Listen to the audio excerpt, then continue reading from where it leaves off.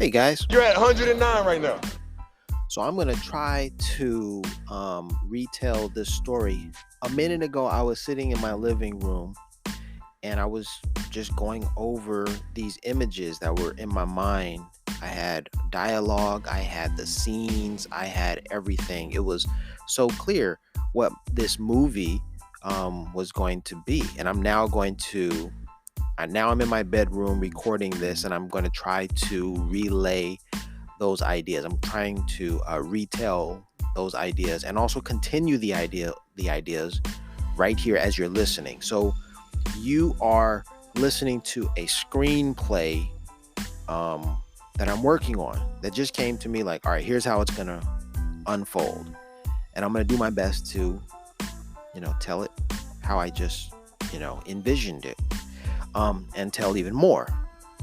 So this is the story of Don Quixote de la Mancha. So I have to give you some, I have to set it up because I grabbed my middle school textbook. I still have it, right? My middle school Spanish textbook, and I was thumbing through the pages. And I did something that I hadn't done, which is I went to one of the last chapters, chapter 20. You dig? Like when I was in school, I probably studied like maybe 8 chapters, probably less than that, during the school semester, during the school year. I definitely did not complete the book, but I still have the book. I held on to the book because learning takes place lifelong. It's lifelong, right? They give us these textbooks, and in my case, I kept them and just keep referring back to them. And it's amazing how what you see at one point in your life, you can reference, many years later. Because you never forget anything. The mind is a sponge. Every experience that you have, everything that you listen to, everything, you become it. It becomes you. It makes for your experience. I don't know what I'm saying here. It's just that I remember things in this book. That's what I'm saying. And then, it's a shame that I didn't continue. It's a shame that I didn't complete this book. That would have been an amazing accomplishment. But I guess if you complete a book, then you should always keep it so you can always refer to it. I don't know. And I think something in modern society is lost if students don't keep books and refer to them and look at them. We're just so consumed with these computers, these smartphones. This is a tangent that I'm going on, of course. I do digress. But I see it in the classrooms. Students aren't even grabbing books or notebooks to write. They're just on their smartphones scrolling. It's sad, really, from my perspective, my opinion. But anyway, let's continue. So I grabbed my old textbook and I turned to chapter 20, and it's Don Quixote de la Mancha. I went to Spain. I stayed in Madrid. I stayed on the street where I think Don Quixote lived, or at least the name of the street was Don Quixote. No, I think Don Quixote lived on that street. There was a home with a plaque outside it that said Don Quixote lived here. I think that's the correct memory that I have anyhow. So I started reading to brush up on my Spanish because I'm like, hey, this is a pretty good little activity. This is something that I do. I try to brush up on my, things. Brush up on my skills. Español es ¿cómo se dice skill? Habilidad? Maybe, quizás.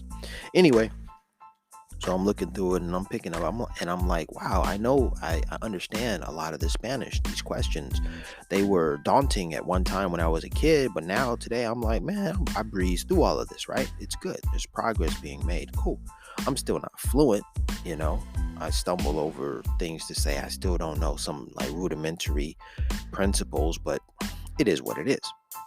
So I'm reading it and I'm like, hey, this is Don Quixote.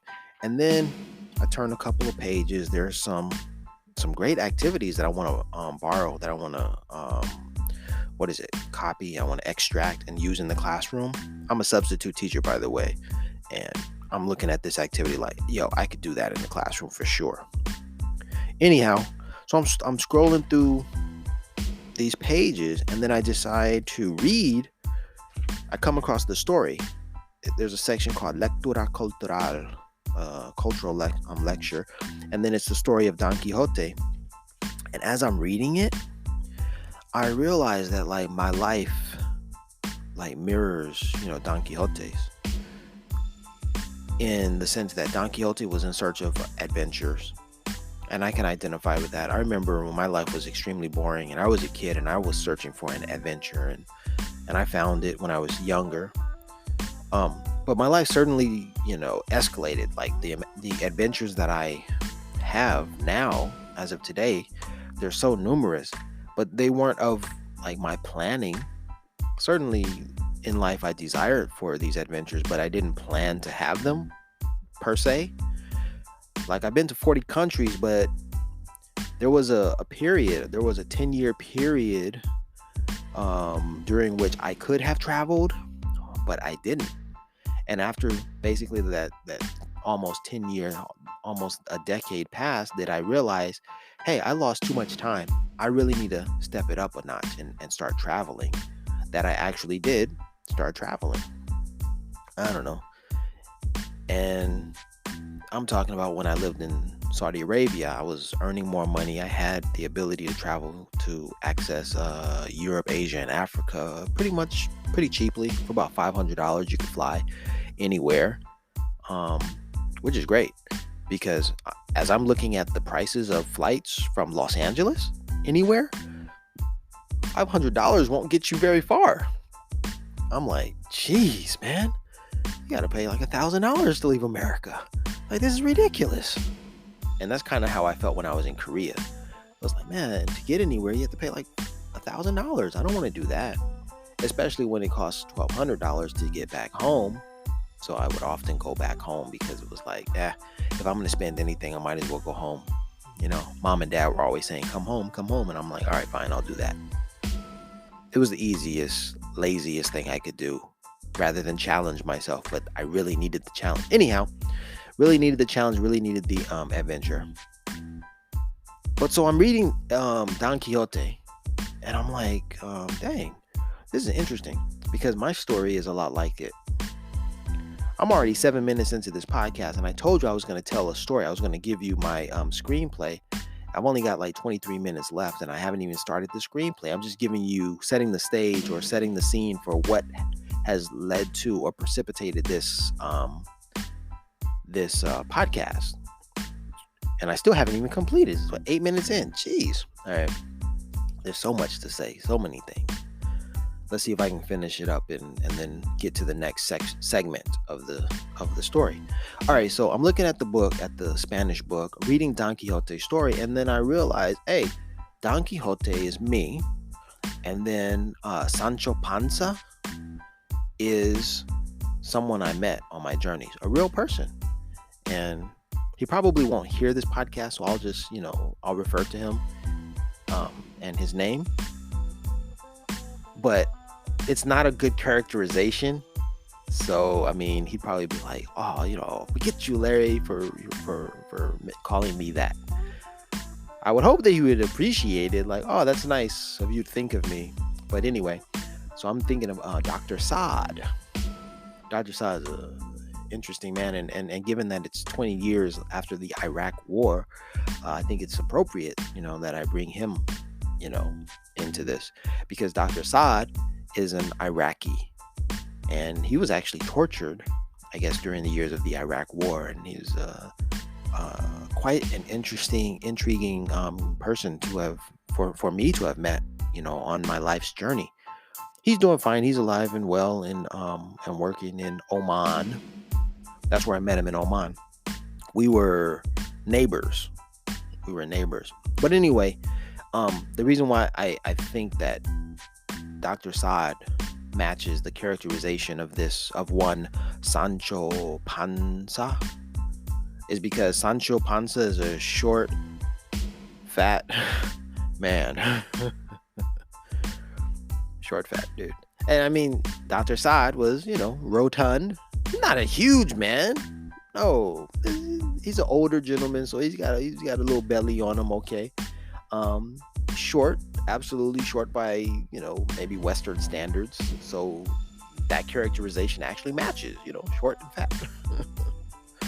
Dr. Saad wouldn't like that.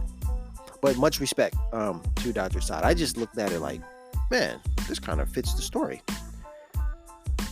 Because the story is like Don Quixote has this wild imagination, and he had Sancho who was there with him to for support. And essentially that's exactly what happened to me. I was in the desert. I saw something. I imagined it to be greater than what it may appear to anyone else, but my imagination was very vivid and very alive. Dr. Saad was there. I told him what I had seen and etc. And he was there, and he was, sort of comforting, like, yes, Larry, I'm listening to you. Yes, sure. No, you're not crazy, like a Sancho Panza, I imagined him to be. And yeah. Now, I'm certainly not that tall. I'm 5'9", so I can't, fall into this, I'm this big, tall dude. But I mean, basically, Don Quixote was taller than Sancho Panza. And I think I'm tall. I think I am taller than Dr. Saad. But anyhow, all I'm saying is that the story of Don Quixote is my story. Now, for the story that I'm going to tell you, my screenplay that I'm going to relay to you, it's a retelling of the story of Don Quixote from my perspective, from my experience. All right? So that's it. So with no further ado, it's been 11, almost 12 minutes into this, y'all. Thank you for sticking with me and hearing me out. We're going to get into the story of Don Quixote, the Crenshaw and Slauson version. All right? You're at 109 right now.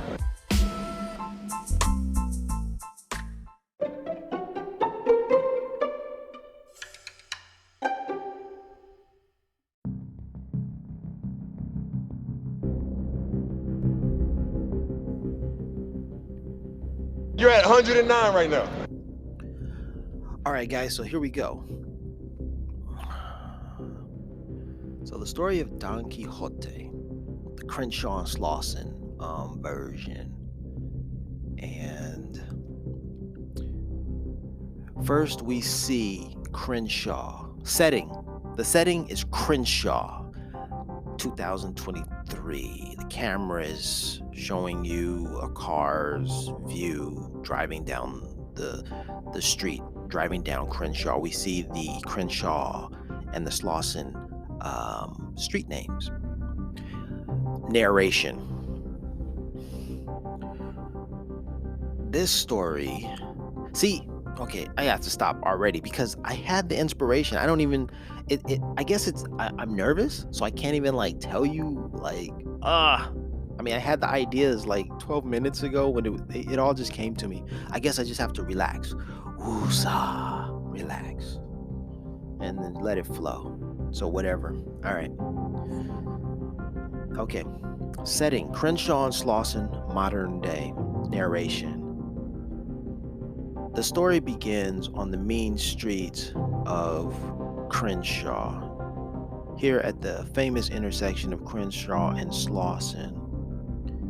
These are the streets of Los Angeles. These are the mean streets of Los Angeles. In particular, this section of Los Angeles is home to the notorious Rolling 60s gang.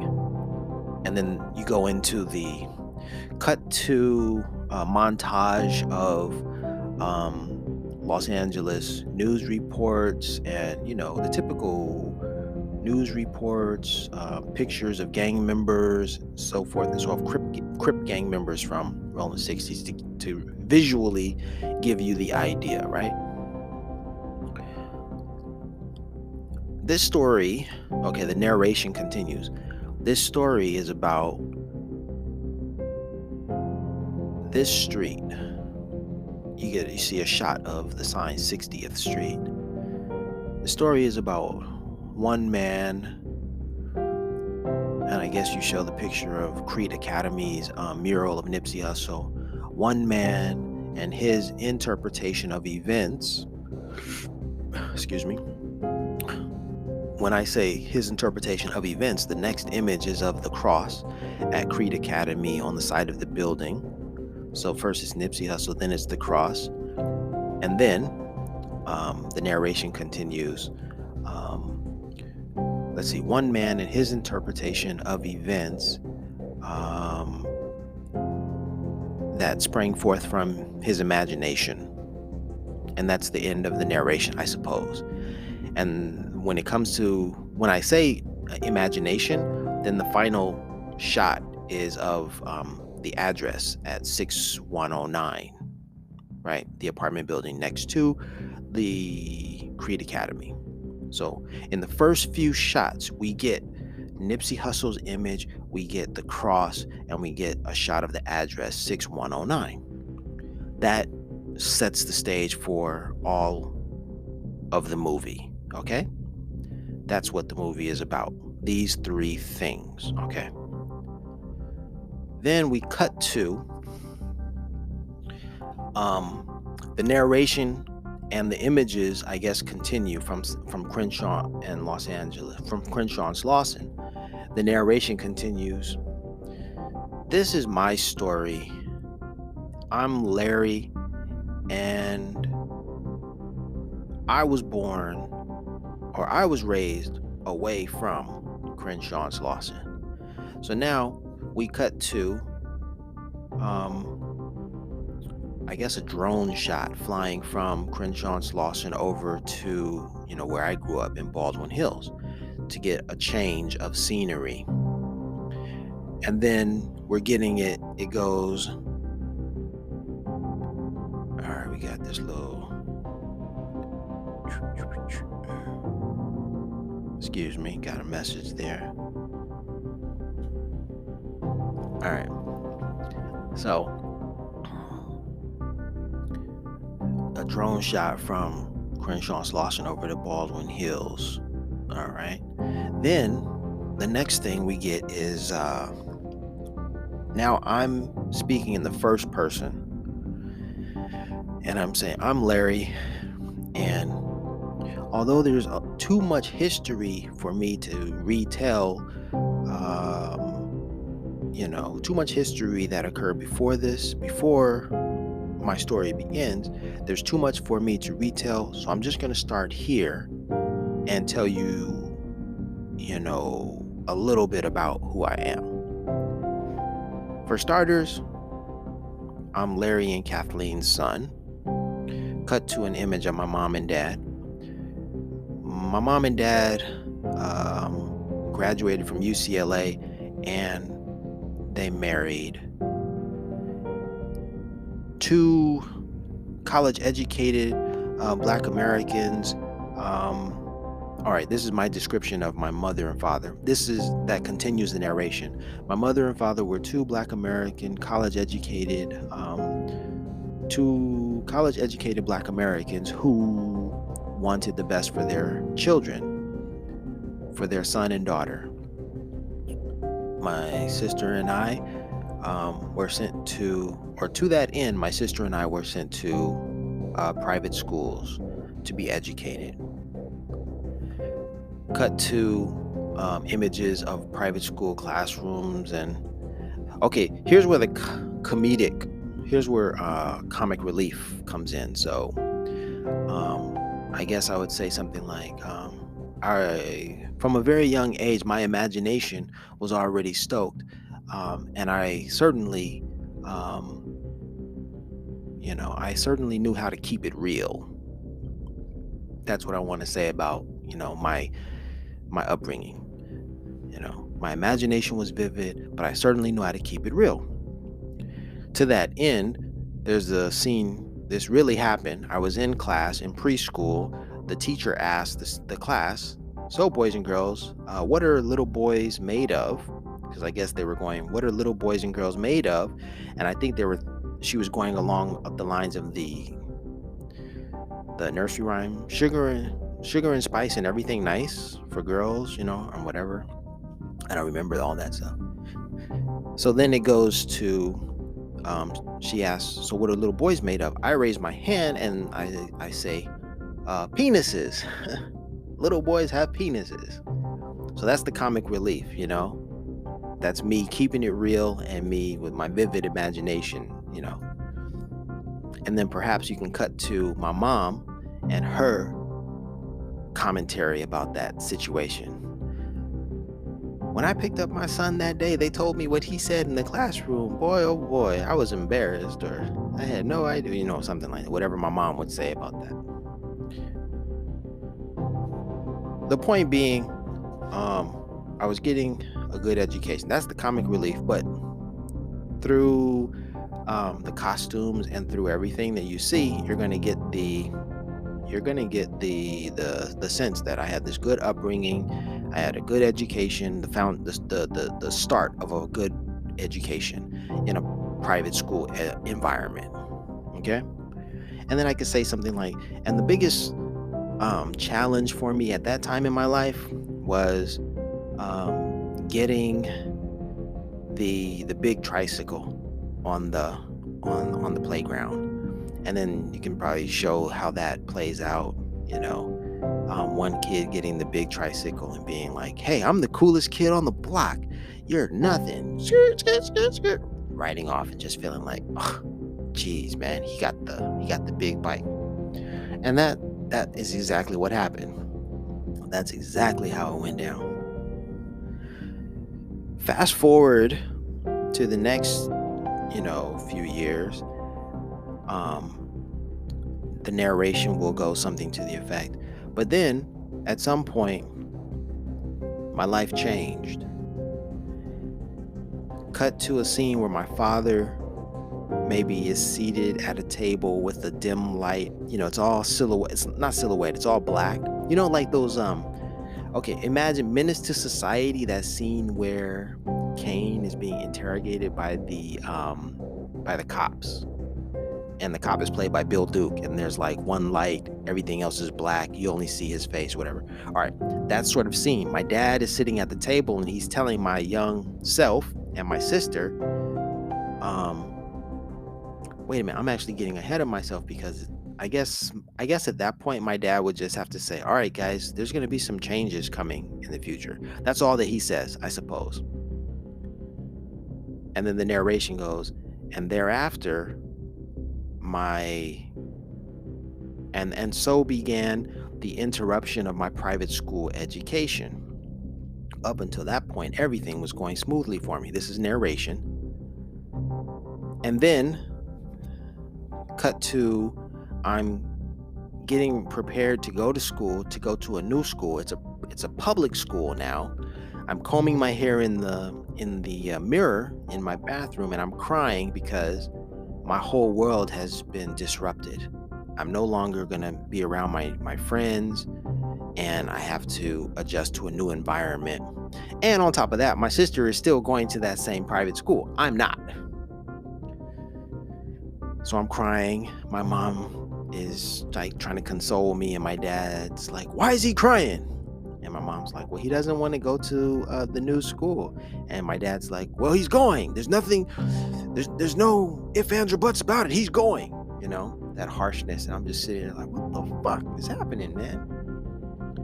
Cut to, I'm on the playground at my new school. I've got my backpack on. I'm walking, to class, or walking through my new campus. And kids are passing me, and all I hear is, man, shut the fuck up. Man, you're a bitch. Fuck you, motherfucker. All right, this is my first time hearing curse words, right? I'm like, so the narration goes something to the effect, and now on my new journey, I quickly had to acclimate to the new vernacular, the new nomenclature, the new colloquialisms of my new environment. Fuck you, motherfucker. No, fuck you, bitch. Man, suck my dick. I'll make, like at the public school, because I didn't hear that stuff when I was at the private school. Not that the private schools weren't, ghetto. All right. So I don't know how much time that would take to show, but that would be it. That would be the start of the movie. So I'm trying to say,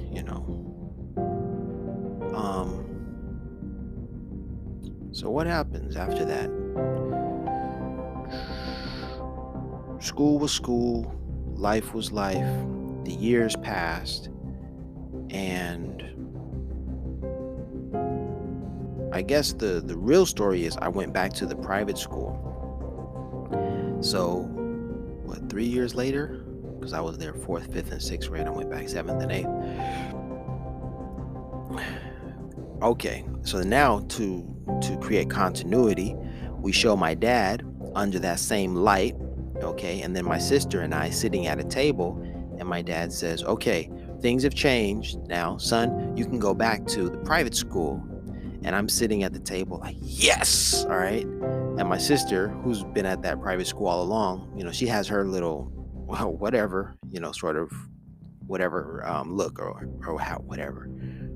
Nah, she's got to. My sister's definitely got to throw shade. She's got to be like, "Ugh, he's coming back to the school," whatever. So I'm just like, "Yes, all right," like a Napoleon Dynamite, nerdy, little blurred. Yes, it's a success for me. So I said, so the narration could be something like, so things started to look up for me once I graduated from the public elementary school. However, I had forever changed. I had forever been changed. That's a very key point right there. I had forever been changed. Now, I don't know if I want to go into how I was changed, but that's a very sweet part of the story, because I guess, yeah, Mrs. Clisby would definitely be a part of that story, because like she was an influential Black female teacher who taught me to have pride in my Blackness and in my melanated self. And she taught me about melanin. She taught us about Africa, and she taught us about, yeah, all of that. And that was very nurturing and very important, because when I got back to my private school, there was none of that. It was absent. It was so absent that even when there were chapters in our book that focused on Black history, our teachers would skip those chapters. And there was no mention of, no discussion of, Black contributions. And I just had a terrible time. One of my classmates, I guess he sensed what I was going through, and maybe he talked with his father, and his father was keen on who I was. His father was very, very aware. I had never met his father, but his father was like, "Okay, I think I know what the symptoms are, and I know what the diagnosis is here." So I guess it was for my birthday, and a student of mine, classmate, gave me the autobiography of Malcolm X as a gift. The copy, I still have it to this day. And it was like, whoa, that was some powerful, that was a powerful gesture. That was a powerful everything.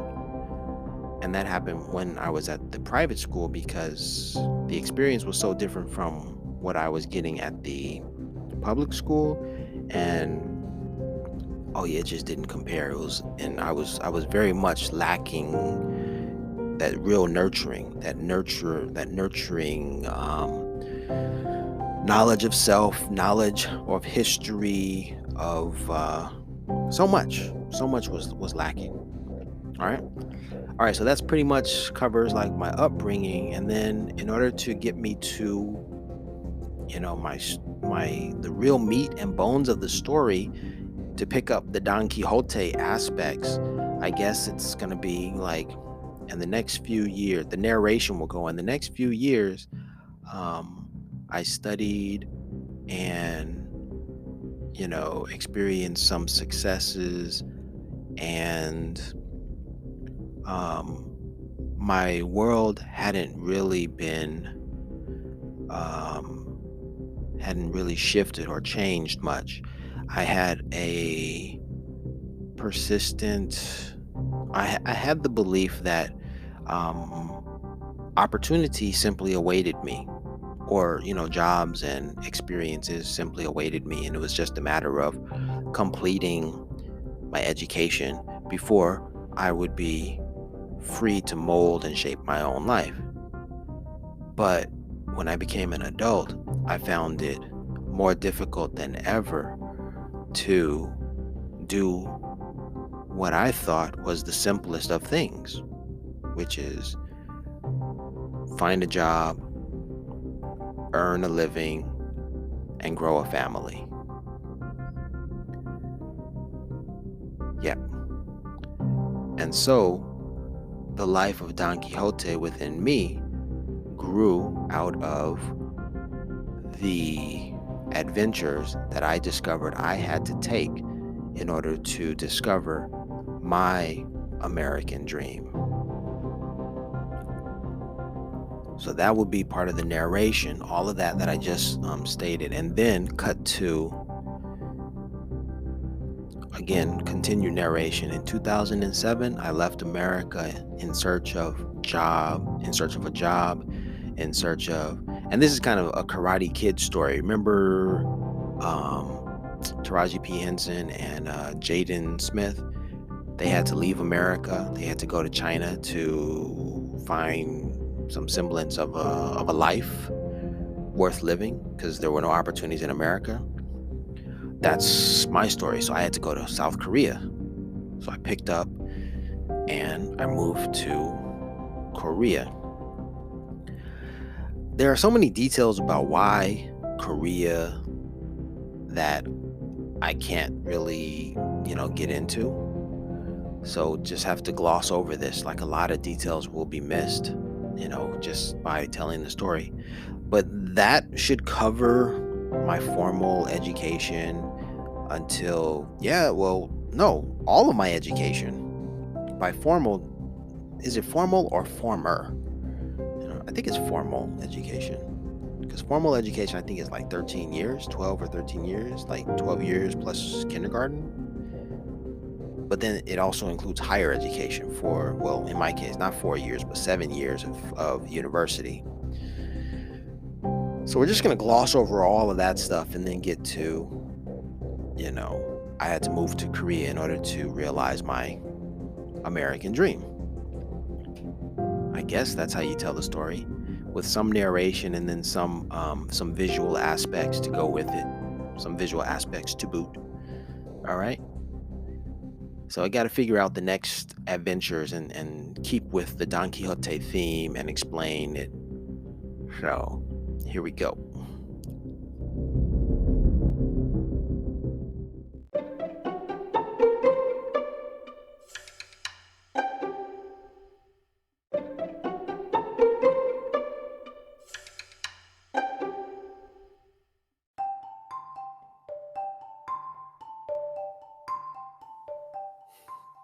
You're at 109 right now.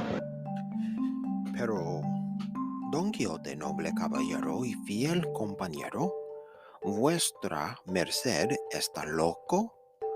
¿Por qué no dejamos con estas tonterías? ¿Por qué no volvemos a casa? Yo quiero comer y quiero dormir en mi cama. Sancho, mira, ¿tú ves lo que veo yo? ¡Ay, vuestra merced! No, yo no veo nada.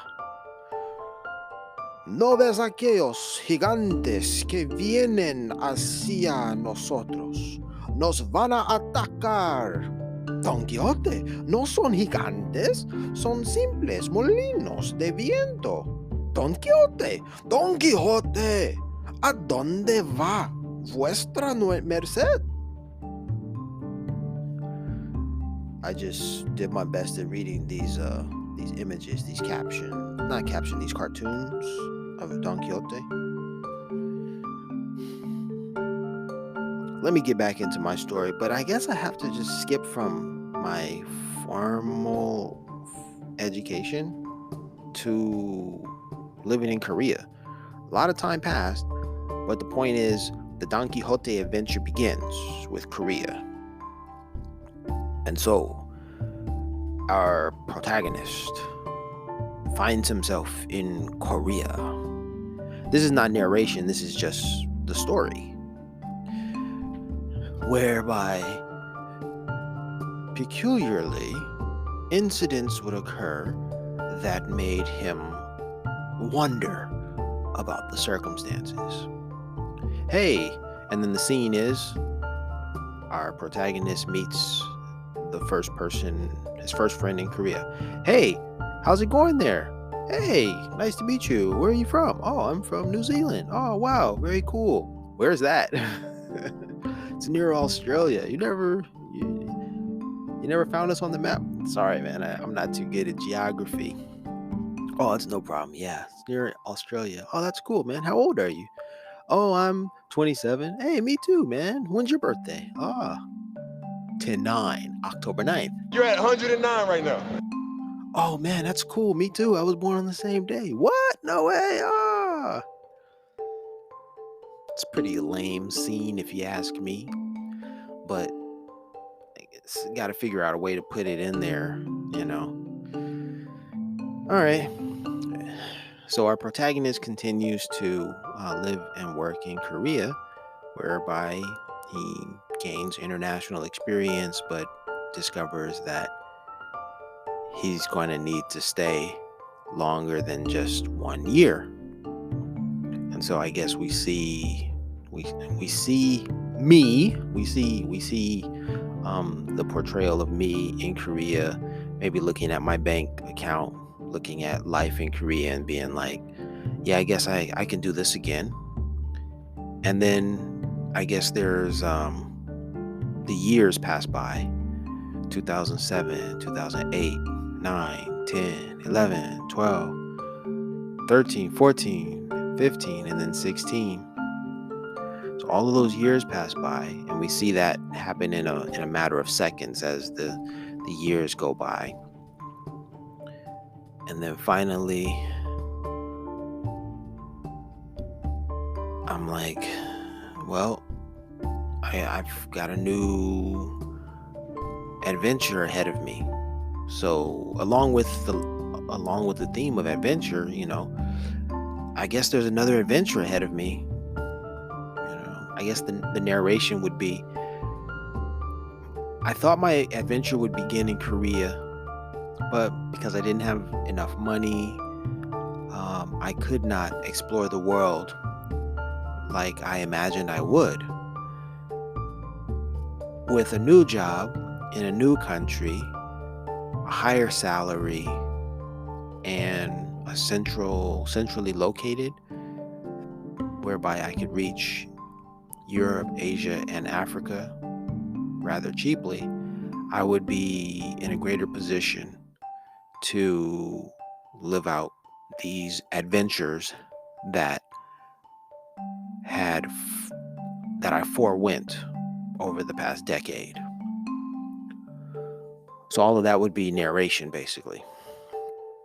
Pretty good narration, I think. So cut to, I'm flying to Saudi Arabia to begin a new job, and then life in Saudi Arabia. So, well, I got to go back because I only introduced 10/9, when meeting my first friend in Korea. But I have to go back, and probably there would be interaction with me and my new friend in Korea around the time of our first birthday, where we're like, hey man, our birthday's coming out. What are we going to do? We got to celebrate. Oh, it's going to be great. And then we tell our friends and they're like, oh, your birthday is on October 9th? It's like, oh, well, that's a holiday. We won't be celebrating your birthday. We're going to be celebrating our national holiday for our language. So there's kind of a little conflict there, but it's a point of like, whoa, our birthday lands on a national holiday? Interesting. So that's another point to bring to light, when I'm in Korea. That's why I'm going back from Saudi Arabia back to Korea. But then there's also things like, well, you're in Korea and you started noticing that you would check your watch at 10:09 a.m. or that you would wake up at that hour. And but it's also because your ID card has your birthday on it, like the first 6, 2, 4, 6, or six or eight numbers. The first 6 or 8 numbers of your ID card in Korea consist of your birthday, your month, day, year. I think that's how it goes. So I would often see 1009 on my identification card, and you need ID card everywhere in Korea, so it's always 1009. And although it's always 1009, even when I'm looking at a watch and I'm like, oh look, I'm looking at the clock at 10:09 a.m. or p.m., I'm still looking at October 9th, 10:09. So that kind of has to be explained. So anyway, there's a lot in Korea that needs to build upon 10:09, and even going to Japan from Korea, that has to bring into these are details that would have to be introduced. Like when I first went to Japan, Tokyo, and I saw 10:09 in Shibuya, and I did not know that wherever I saw the word Tokiyu, that was a reference to 10:09. So, okay. So that would have to be introduced before Saudi Arabia. All right, so anyway, but it would also have to be introduced subtly. I guess I would just have to say, over the time that I spent living in South Korea, I would often travel to Japan where, I got a respite. I rested from Korean culture and all things Korean, and I got a different, and I could at least say that I did travel over the decade that I was in Korea, but I didn't travel as extensively as I had hoped or wished. But all of that would eventually change in Saudi Arabia. Okay, so we have to fill in all of those little gaps. All right, so now we're in Saudi Arabia. The story continues in Saudi Arabia, and Saudi Arabia, I'm showing, I guess the continuity would be, I'm looking at my paychecks in South Korea, and then I'm looking at my paychecks in Saudi Arabia. And so that's how you connect the two. But because I'm in Saudi Arabia and because I'm earning more money, that's when things have changed for me. So in Korea, I'm looking at it like, damn, I don't have it. I'm in Saudi Arabia. I'm like, damn, I've got it. Let's go. Let's do it. Let's travel. Right? All right. So now I'm in Saudi Arabia, and I'm like, the narration would be, now that I was in Saudi Arabia, I certainly wasn't planning on staying there. It's not as hospitable, or it's not the kind of place that you want to hang out. It's not the kind of country you want to hang out in.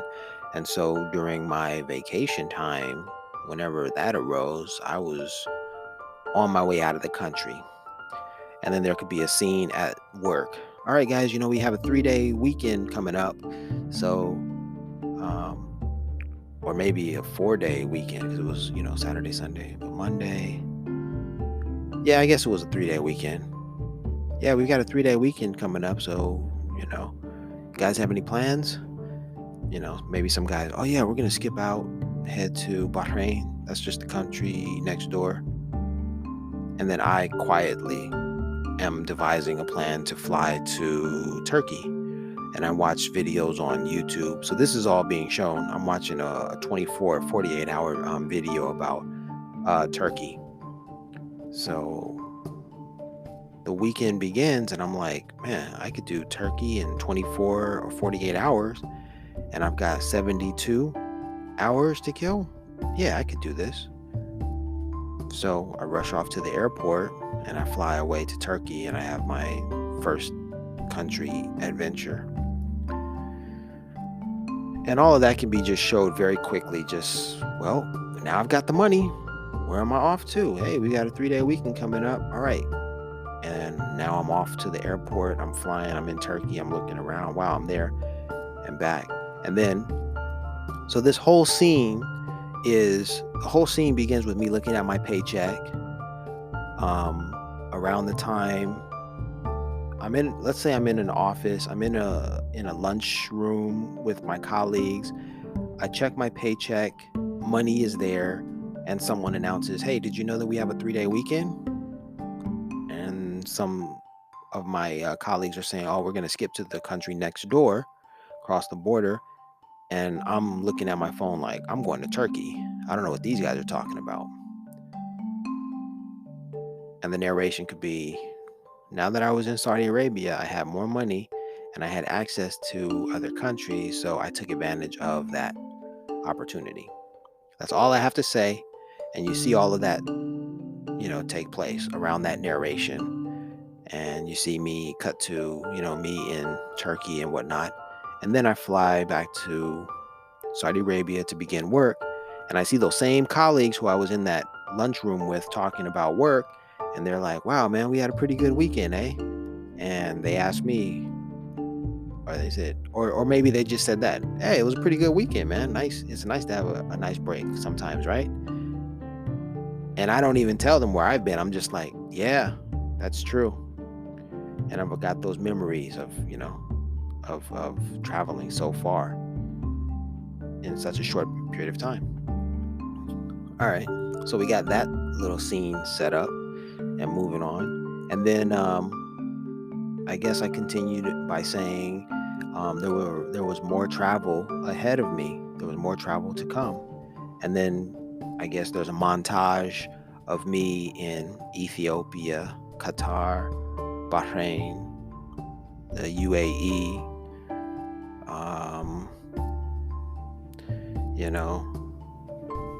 and I guess I would say, but one of the greatest benefits of being in not Korea, but in Saudi Arabia was the vacation time around Ramadan, which is when the big trips occurred.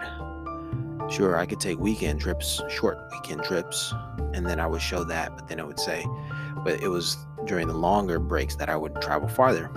And then that's when I would show, I guess, the map and show I'm leaving from Saudi Arabia, flying back to Los Angeles, then to Mexico, then to Cuba, back to Mexico, then to Panama, from Panama to Peru, and then back to Saudi Arabia to show the extent of my travels during a 6-week period. Like, man, that was big. And I guess I'd have to tell the story about, encountering 10-9 along that journey. So as I'm showing the map, like, I'd have to show the picture of the taxi. I don't know how I'm going to tell. I mean, that's a lot of travel. And I do have those moments like, all right, outside of Frida Kahlo's Blue House, check the radio on the Uber driver's stereo, and it's 100.9 on the FM dial or what have you. And then that's in Mexico. And then I'm in Cuba and I grab a book by Ernesto Che Guevara and I'm reading the Motorcycle Diaries, and I'm like, hey, look, whoa, he died on October 9th. There it is again. And then I'm in Peru hiking up Machu Picchu, and then I check my watch, and for the sake of the movie, I check my watch at 10:09, and I'm like, whoa. So we continue with those 10:09 moments, or those 10:09 moments, around the globe. And then we pick up the story back in Saudi Arabia, and I say something to the effect, finally with money in my pocket, I discovered that I could travel to far off lands. Although, and just like my English teacher once said, no matter where you go, there you are.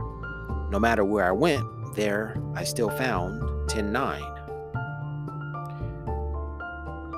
I remember even returning to Saudi Arabia from my travels when I exited the airport and the taxi that pulled up to take me away had the license plate 10-9 something, something, something. So you show that scene. So we're still staying right in pocket. We're still talking about 10:9. We're showing it.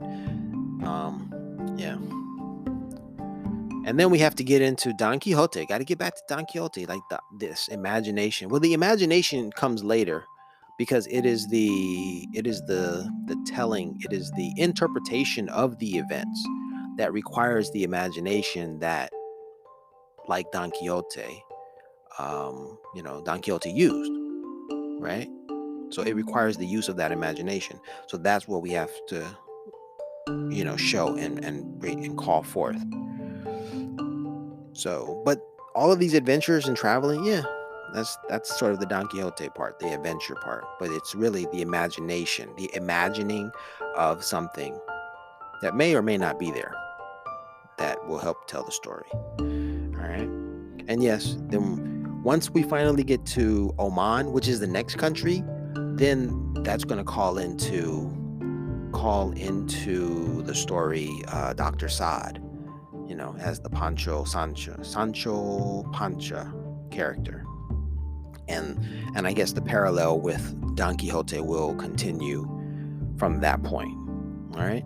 So I've taken you from my formal education, establishing my character, giving, I guess, the exposition, the challenge of finding my American dream and discovering that I would have to leave America to discover my American dream. That's the exposition. And then the unfolding of these events, whereby, like my teacher always said, no matter where you go, there you are. There I am. There I was, continuing to encounter 10:9 along my journey. You with me? All right. So I'm going to stop here, and we're going to move into the final, what is it? The denouement, the resolution. But there is no conflict, really. So how could this even be an interesting story without any real conflict? Maybe when let's try to introduce a denouement, the resolution, and then see if that doesn't give us or lead us to clearly specify what the conflict is. Isn't this weird how, I have no idea where the hell I'm going with any of this stuff. I'm just thinking of it, All right, I'm going to go get some food, and then I'm going to come back to the story, the Don Quixote Crenshaw Slauson version. Yep.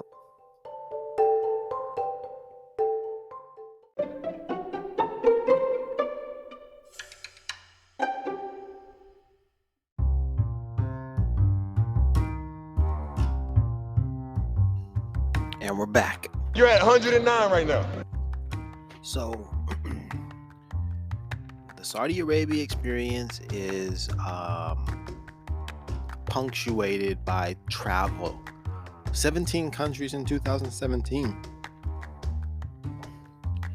So I guess there's going to be, all right, from Korea, while I'm in Korea, we're going backwards now. In Korea, to show the passage of time, there will be a montage, and there will be the years will be flashing on the screen, right? 2007, 2008, 9, 10, 11, all the way to 2016. Same thing will happen in Saudi Arabia, I suppose. But this time it will be flashing the countries that I've traveled to. I guess maybe the names of the countries will flash, not the years, but the countries: Turkey, Ethiopia, Qatar, UAE, Bahrain, Cuba, Mexico, Peru. Okay. And then 2018, which is that's still in Saudi. I'm still in Saudi Arabia by that time. So there's more travel. Now it's Europe, so it's Germany, Spain, France, Switzerland, Portugal, Morocco, Tanzania, Ethiopia, Ethiopia again, but I guess I've already been to Ethiopia, already established that I went to Ethiopia, so we're just not gonna mention it again. And then Tanzania, yeah, Sri Lanka, and then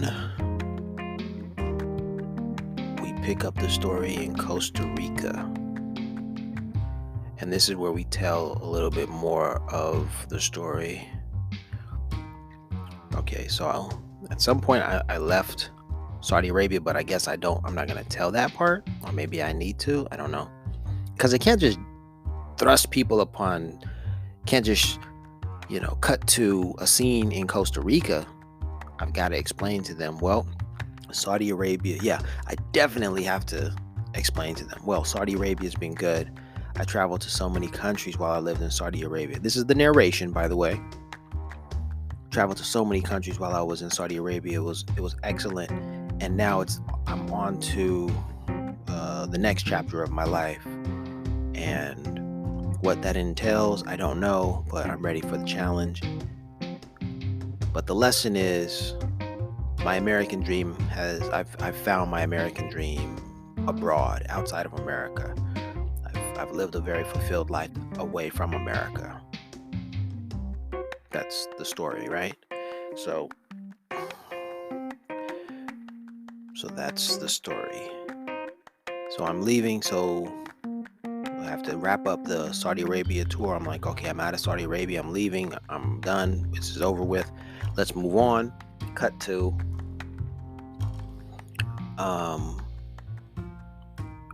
I guess that narration has to include, this is the narration, I searched for a new place to inhabit for my next chapter. I had returned to America enough times to know that I could not survive in America, and all of my successful, living arrangements were internationally, from South Korea to Saudi Arabia. I was now interested in setting my sights on saving my money, living meagerly in a country other than America. I found an opportunity in Costa Rica whereby I could live and work. Basically, I could live for free and work if I worked 4 hours a day, in the jungles of Costa Rica. And I agreed to this, and so that I did it. So I flew to Costa Rica. Maybe I could show that experience. I thought I would last. Well, I didn't know how long I would last, and it was just a matter of, it was an indefinite,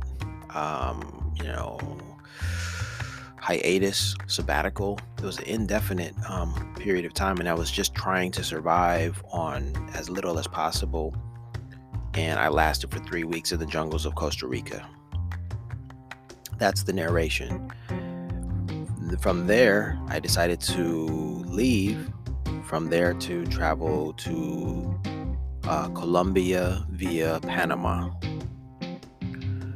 So this is the story, and this is what happened. Maybe I could show myself traveling on a bus, filming the journey on the bus, and then I reach Colombia. Maybe I'll show Panama. Maybe I'll show Colombia. I mean, I'm definitely going to show Colombia, right? I got to show Colombia. But we're staying in pocket, staying with the theme of 10-9. And in Costa Rica, I don't have a 10-9 story to tell. Panama, I don't really have a 10-9 story to tell. Colombia, 10-9. I can't recall a 10-9 story. Wait a minute, no, that's not true. In Colombia, I went to sleep at 9 p.m. and then I woke up at 1:09 a.m. in Colombia. So there's that story. And then there's the story about finding a job and deciding to move back to the Middle East, but instead of Saudi Arabia, going to the country of Oman. All right.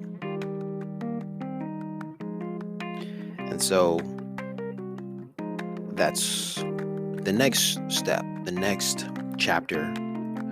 I've got to go back. I need more money. I don't want my coffers to be drained. So I want to get back and have some money. I want to save up some more money and have some more adventures. So this is when we go to Oman. And this is where the adventure of Don Quixote, or, this is where it really picks up. All right. So now I'm in Oman, and now it really hits home. It's like, boom. I arrive in Oman.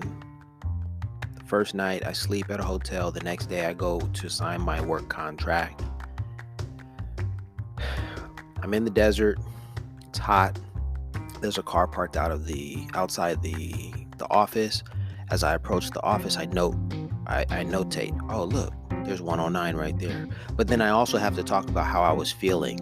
So I have to narrate and say, here I was in another Middle Eastern country, prepared to sign another work contract for God knows how long, when, as I'm approaching the door to sign the contract for the next chapter of my life, I see those familiar numbers on the car parked outside of the headquarters. That's interesting. I notated it, but I didn't make a great fuss about it when entering the headquarters. I just noted it and just let it go. Like, oh, there's a number again. Okay, whatever. I signed my contracts. I got to working. Then, time passes. I don't know if I want to get into all the details of living in Oman, but the point being, I'm in Oman. Money is, that's the biggest thing, because you jump in a taxi and they're like, pay me $8 to get down the road. Like, what the fuck, bro? This is highway robbery, man. This is fucked up, man. You can't charge me this much. All I need to do is get down the street. That's like $1. Like, give me $8. Like, oh, this is bullshit, man. And then I have to do this daily. So I'm like already screwed up. Oman's got me fucked up on the real. I need a car.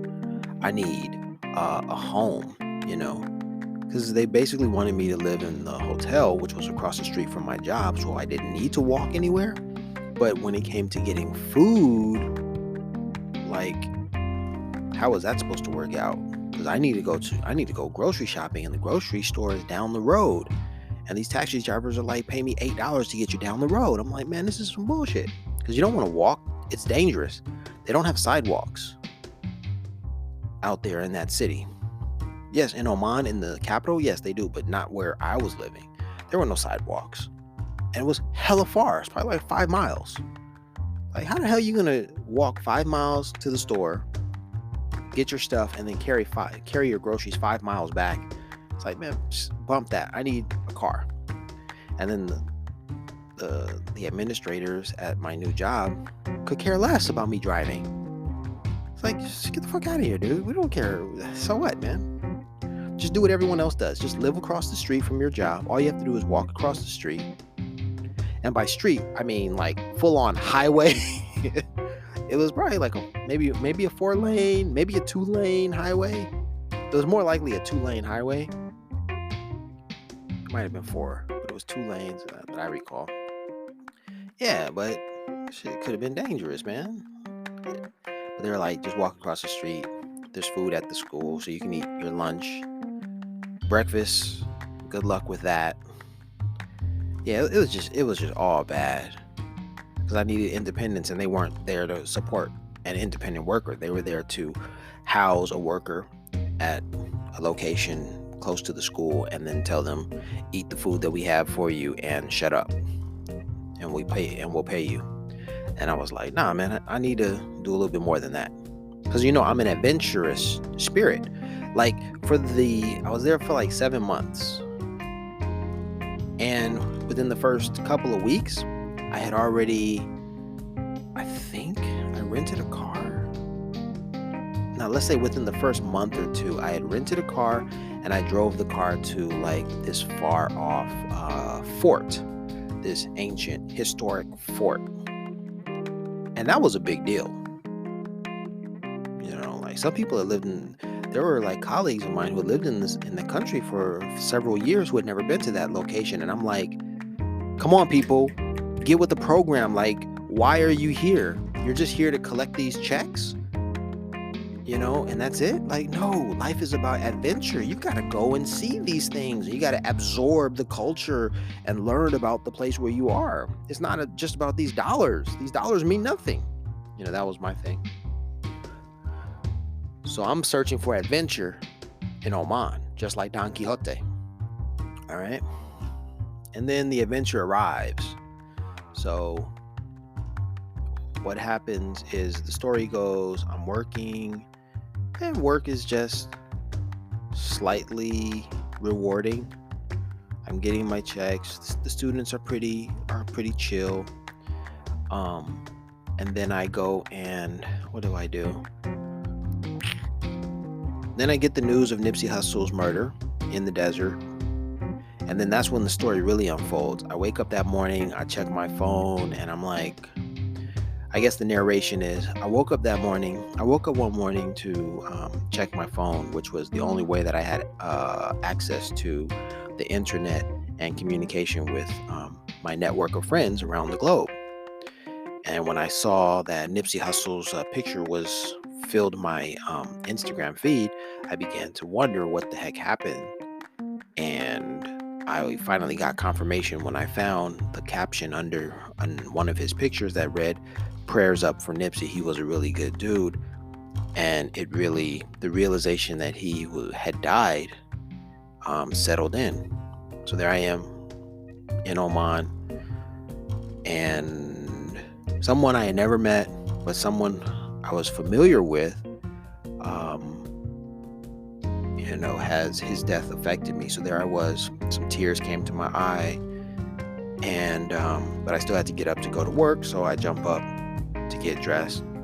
Now the scene it shows all of that. It shows me scrolling.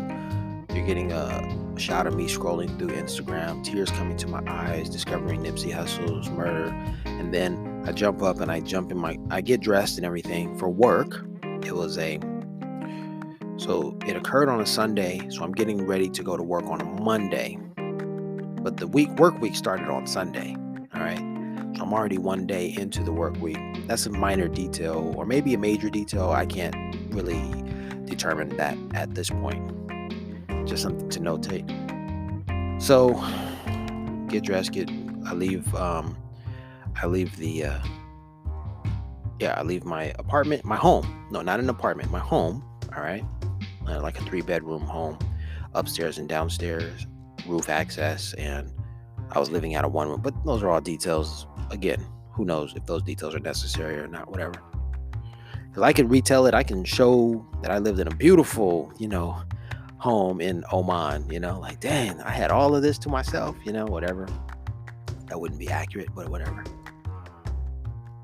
One story that I could patch together would be, maybe I jumped into the car and I was listening to Dick Gregory. I think Dick Gregory had already passed. So I think he passed in 2017. So it's 2019 when I'm listening to his voice. I'm not sure. But I'm listening to Dick Gregory, the comedian, and I'm in the desert of all places. So after Nipsey's murder, and so I get up and I get into the car. Now, I'm not sure if this happened on the same day or not, but I want to patch them together to make it seem like, man, some crazy things started happening, like some Don Quixote imagined shit, but this was actually real. All right. So here's what happened. So I get into the car and I already have my cell phone, my iPhone is connected to the speakers in the car. Turn the car on and I'm about to pull off when Dick Gregory's voice on my phone on the recording says something about there are 2 animals that survived since prehistoric times when the dinosaurs were here, the turtle and the butterfly. And As soon as Dick Gregory says butterfly, I peer out of my window and I see a lone butterfly, a white butterfly, fly by the car. So this is all one scene where I got the news of Nipsey's murder. Once I woke up, I got dressed, jumped into the car. I turned on the car and listened to Dick Gregory's voice, and he says butterfly, and I'm in the desert of all places, and I see a butterfly when he says butterfly. And I'm like, that is bizarre, right? Crazy coincidence. Because you can look around and not see any bushes, anything to attract a butterfly. And you're in a desert of all places. Like, where does a butterfly come from? And the moment that Dick Gregory says butterfly, you see a butterfly? That's crazy, bro. Okay? So all of that has to be in the same scene. But I'm driving. So in one moment, I'm like dumbfounded by what just occurred, the synchronicity of that moment. And I start to drive to work. And as I'm driving to work, I'm already overcome with the feelings of sadness about Nipsey, right? So I'm like, dang, how could this young man die? He had so much to live for. He was on the right path and doing so many great things. So I'm already feeling sad there when a car cuts me off to like, wake up, fool. The car cuts me off. I'm in the middle of the desert. There are no other cars on the road, just my car and this other car, and he cuts me off. Like, what the fuck? Now I'm angry. But I had the wherewithal to look at the license plate to be like, who the fuck is this person? Why would they? I see the license plate and I see You're at 109 right now. 109 on the license plate. And now the imagination, the Don Quixote imagination strikes. And it's like, boom, a feeling of calmness washes over you. You're piecing things together like, wait a minute, 109. I've been seeing 109 throughout my travels everywhere that I've been going. And now I see it on the day that I learned of Nipsey Hussle's murder, just a moment after a butterfly matched with Dick Gregory's voice. And now it's like, God is speaking to you. Calm down. The universe is all in the correct order. You are exactly where you need to be, Larry. So calmness now washes over me. First it was sadness. Then it was like confusion, like how the hell do butterfly and butterfly match up? And then I'm angry, and then it's calmness. God says, or the voice of the universe, God, relax, Larry. And I'm like, whoa, okay, now I feel a lot different. Plus, I'm understanding what 109 means. It was like, dude, you were supposed to pay attention to that number 109 because it's a calling. See, this is the imagination of Don Quixote playing itself out. It's telling me, Larry, or it's telling me, Don Quixote, here's what you got to do. You got to understand what you're seeing. So this is Don Quixote. I understand it. I understand it better. Okay? And then I go to work and it was just another regular day, right? But it was still weighing on my imagination. Like, what did you experience? How did these things happen? How did they play out? Whoa, why? All of that, right? This is not the denouement. This is just, more of the story continuing. So we've got to get to part 4. So let's get into part 4, which is 7 days. No. Let's continue for 7. Then I'm in that moment where I'm like trying to understand everything that just happened to me. Watching videos.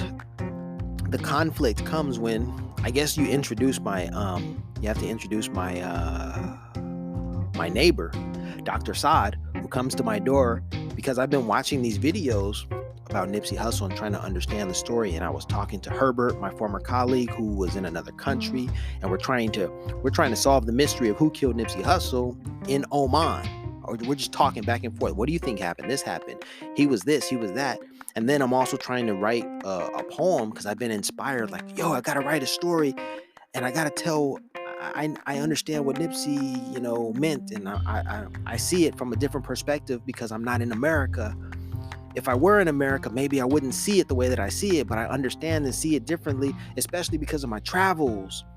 It was my travels that really informed me. So there's another montage where all of this is happening, where all of this information is coalescing, it's synthesizing, and I'm understanding more. This is the Don Quixote imagination, playing itself out. But then there's something that's so important is the fact that I was in Ethiopia, and I happened to see 109 on that door in Ethiopia, because that was a huge clue or a huge piece of the puzzle that I really need at this point in the story to say, hey, to arrive at the conclusion that I'm arriving at, if I didn't have Ethiopia to add to the story, then a large piece would be missing, and I'd be like leaping to make the conclusion. But no, I saw that 109 when I saw it. So that's a detail that I didn't mention, but I absolutely have to retell. Gotta put that in. So that's going back some. I have to go back to that. That 109 in Ethiopia is so important. But I'm in Oman, and everything is working on me, and the montage scene is playing itself out.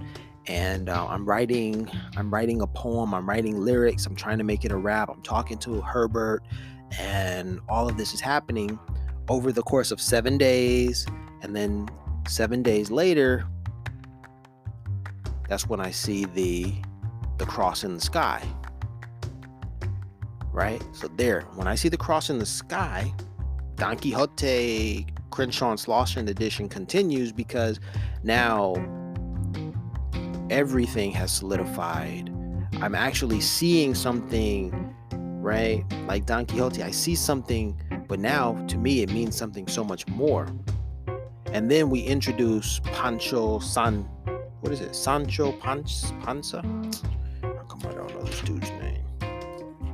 Sancho Panza,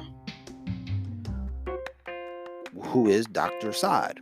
So I guess I already introduced Dr. Sod, because when I was on the computer and I was downloading and I was watching YouTube videos and talking to Herbert and trying to hash out all these details, and then Dr. Sod's like, Larry, you're using too much of the gigabytes, too much of the internet, you're using too much. We're sharing the Wi-Fi, but you're using too much, Larry, knocking on my door, telling me, and I'm just like, okay, whatever. So 7 days later, when I see the crucifix in the sky, I no longer have access to the internet. I suppose that's how the story's going to develop. That's a conflict. Dr. Sod's like, you use up all my damn internet. Find it on your own. You're on your own, Larry. But luckily, after I saw what I saw, I went back to Dr. Sod. No, I wrote my book. I wrote the poem.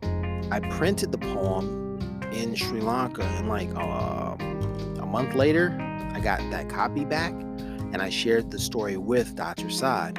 So I guess I went next door to Dr. Sod, sat down with him. I said, man, I saw something that day, yada, yada, yada, yada, yada. Tell him the whole story. Man, I have been seeing these numbers for all of this time, and now. And that's when the Sancho Panza, oh, Larry? And he's talking to me. He's like, yeah, that's good. But he's also trying to, just like Sancho, he's like, Don Quixote, no. Okay, it says here, Don Quixote says, ¿No ves aquellos gigantes que vienen hacia nosotros? Nos van a atacar. We're going to attack. And then, so, I don't know.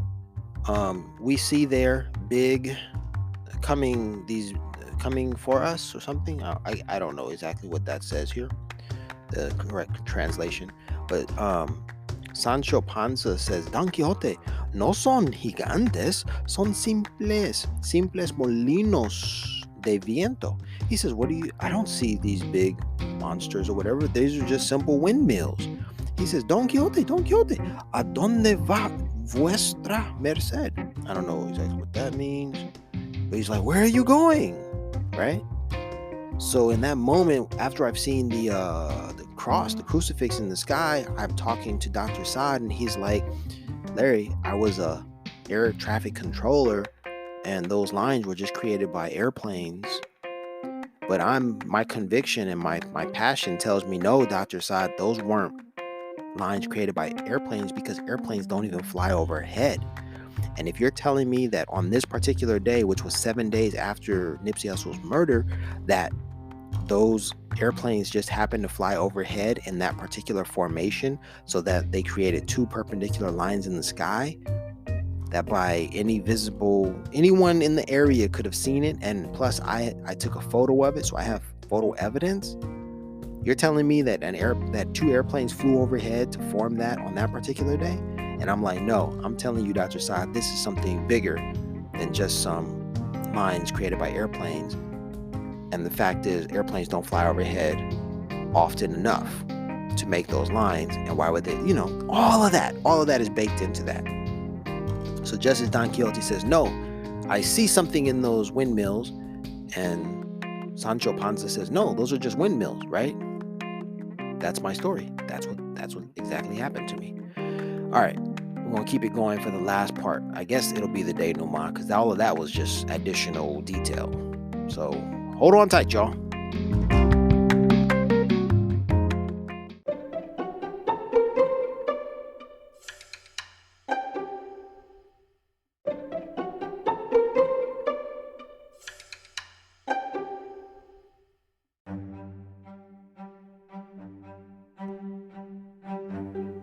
You're at 109 right now. All right, so now we are still in Oman. I guess it's now the denouement. So Dr. Saad is convinced that, or trying to convince me that these were lines created by airplanes. They had nothing to do. It was just a coincidence that they flew overhead that particular day to form that crucifix in the sky. But I'm looking at it like it's a crucifix. I saw it. I took a picture of it. It was 7 days after Nipsey's murder. On the same day that Nipsey died, I saw 109. I've been seeing 109. 109 has been a sign for me to pay attention to these events, because something was going to happen. Something was going to make all of the 109 experiences clear to me. Nipsey's murder made it clear to me that I was supposed to pay attention to Nipsey. Then I'm questioning, like, well, why the hell Nipsey? Because I saw 109 in Ethiopia. Then I'm able to say that Nipsey was a son of Ethiopian Eritrean, empire, the Aksumite Empire. I'm able to draw the connection between Nipsey and Aksum, right? Because I saw 109 in Ethiopia, so I just put that together. Don't get confused. Ethiopia and Eritrea are separate countries today, but back during Queen of Sheba, her time, it was the Aksumite Empire. That was all one land and one people, right? And so I've got the biblical connection from Nipsey back to the Bible. And then 7 days after Nipsey's murder, I see a cross in the sky. So now the biblical part is very real. It's like confirmation coming in the form of a crucifix in the sky that you can't explain why it's even there. Only way that I can explain it's there is because Nipsey was the one. That's the only way. And with the biblical connections and all, it's like, yeah, what you're saying has evidence, support. It's not something that Don Quixote has imagined. No, this is real. And this is the message that needs to be shared with the rest of the world. Even if Sancho Panza, Dr. Saad, does not agree or does not support the idea. But Dr. Saad is already of a different ideal, of a different faith. So it's like you couldn't expect him to say, yeah, you're absolutely right. It's just a matter of these ideals, how they work together, how they play together. Because the larger idea is that it doesn't matter if you're Christian, Muslim, Jewish, or whatever the faith is. It's a matter of coalescing, bringing together all of these faiths under one ideal of truth, one ideal of spirit, right? So that's the story. I think that's it. That's the Don Quixote of Crenshaw, the Don Quixote Crenshaw Slauson edition. And so the point then is to show that this Don Quixote character saw or made a connection between 109, Nipsey, and a cross when he was in the desert. Because that calls back to the opening scenes established when you saw an image of Nipsey, a cross, and the numbers 109 right there on Crenshaw Boulevard, which is fact. It's real. Drive down the street, Crenshaw Boulevard, you will see Nipsey's mural, a cross, and 109 right next to each other. Like boom, boom, boom. Like, yo, how does that happen? It's unbelievable that Nipsey's mural is even painted on a playground, on the playground. That's a miracle in and of itself. But then the fact that the mural is next to the cross, which is next to 109, and that's exactly what Don Quixote experienced thousands of miles away. Don Quixote of Crenshaw and Slauson, by the way. That's exactly what he experienced. Those were the signs that told him what was real and what was true. And he has the evidence right in front of him right there. That, my friends, is the story of Don Quixote, the Crenshaw and Slauson edition. But then I have these other stories to add to it. Like, I came back to Los Angeles after Oman with the story of 109 with me. And when I came back to Los Angeles, I had that moment where I was driving around the city. I pulled up next to a bus that clearly had the numbers 109 on it, and I thought, here I go again, seeing these numbers. And then that same day, I pulled up to another light later, a few hours later, when the hearse that Nipsey Hussle was carried in pulled up beside me. Same day that I saw 109, I was right next to Nipsey Hussle's hearse. 109 and Nipsey. Where was the cross? Well, we were at an intersection, maybe? The cross is the intersection? Maybe that's where it is. I don't know. Yeah. At the intersection, the car turned left and kept going. That happened. And then I have these other stories, like a few other stories where 109, Nipsey, they all coalesce. They all come together. And then, but I mean, for the most part, that's the story. That's the story. That's my movie right there. That's my screenplay. Now, let's go back. Where's the conflict? The conflict is the black man's trying to make a living, trying to make his American dream come true in America, and he's challenged. Can't make that happen. That is the